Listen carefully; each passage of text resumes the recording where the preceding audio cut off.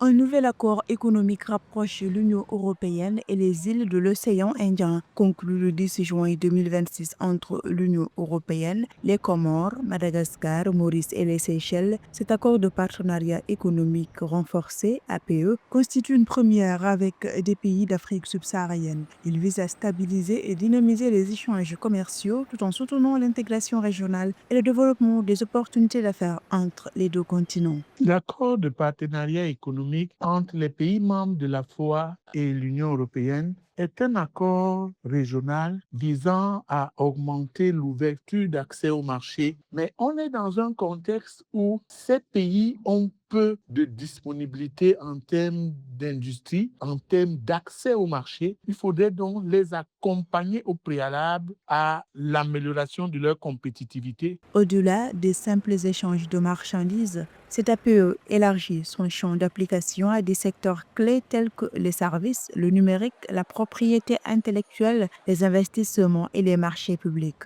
En plus d'accroître la transparence des marchés publics et de renforcer la sécurité juridique des entreprises, l'accord prévoit la protection après une période de transition de 135 indications géographiques européennes à Madagascar, à île Maurice et aux Seychelles.